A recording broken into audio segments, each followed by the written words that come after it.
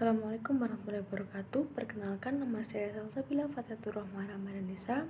Saya dengan NPM 21144430036. Saya berasal dari Prodi PPKN. Di sini saya akan menjelaskan tentang hak dan kewajiban. Hak merupakan suatu kebolehan, bukan keharusan. Akibatnya, seseorang atau suatu pihak tidak bisa dipaksa jika tidak ingin melaksanakan haknya.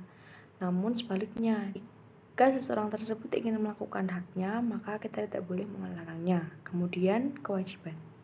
Kewajiban merupakan suatu keharusan. Akibatnya, seseorang atau suatu pihak dapat dipaksa untuk melaksanakan kewajiban dan dapat mendapatkan sanksi atau hukuman jika tidak melaksanakan kewajiban tersebut. Jenis-jenis hak. Menurut Kansil tahun 1996, hak mutlak adalah hak yang memberikan wewenang kepada seseorang untuk melakukan suatu perbuatan. Hak dapat dipertahankan oleh siapapun dan setiap orang harus menghormati hak tersebut, seperti hak asasi manusia, hak publik mutlak, hak keperdataan, kemudian hak nasib. Hak yang memberikan wewenang kepada seseorang tertentu atau beberapa orang tertentu untuk menuntut, memberikan sesuatu, melakukan sesuatu, atau tidak melakukan sesuatu. Kemudian aspek menggunakan hak. Aspek kekuatan, kekuasaan atau wewenang untuk melaksanakan hak.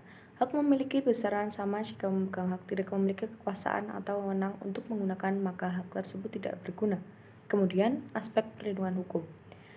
Mengesahkan aspek kekuasaan atau wewenang yang memberikan kekuatan bagi pemegang hak mutlak untuk menggunakan hak tersebut. Kemudian aspek pembatasan hukum. Membatasi dan menjaga agar tidak terjadinya pihak yang melampaui batas yang akan mengakibatkan kerugian bagi pihak lain. Kemudian penjaminan hak dan kewajiban. Hak dan kewajiban warga negara diatur dan dijamin dalam konstitusi negara, sehingga siapapun yang atau pihak manapun tidak dapat mengganggu hak dan kewajiban tersebut dalam Undang-Undang tahun 1945 dari pasal 27 sampai dengan pasal 34. Memuat tentang hak dan kewajiban warga negara. Hak dan kewajiban tersebut disebut sebagai hak dan kewajiban konstitusional karena termuat dalam konstitusi negara. Hak dan kewajiban bersifat resiprokal. Hak dan kewajiban mencakup seluruh aspek kehidupan warga negara, akan tetapi dalam pengaturannya hanya bersifat garis besar. Pengaturan dan penjaminan tersebut dalam norma hukum di bawah Undang-Undang 1945 seperti Undang-Undang dan Undang-Undang Perdata. Kewarganegaraan sebagai hak dan kewajiban.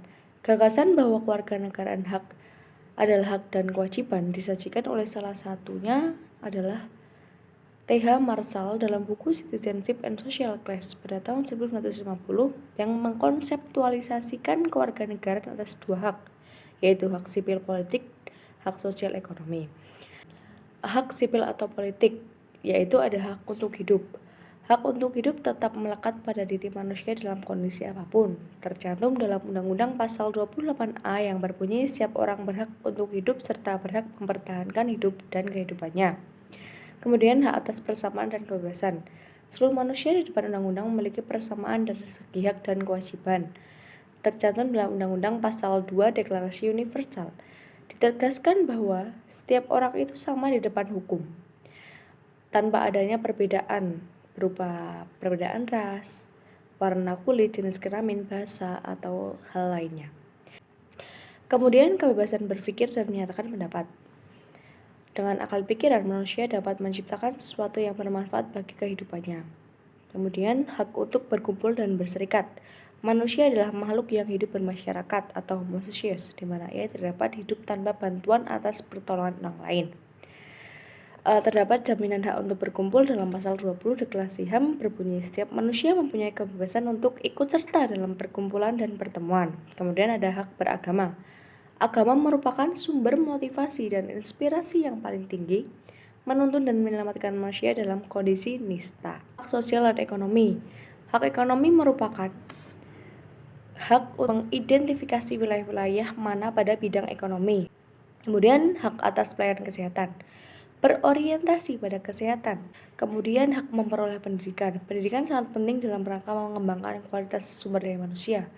Tanpa pendidikan, tentunya akan sangat sulit untuk mewujudkan kualitas sumber daya manusia yang handal. Baiklah, itu saja yang dapat saya sampaikan. Kurang lebihnya mohon maaf. Wassalamualaikum warahmatullahi wabarakatuh.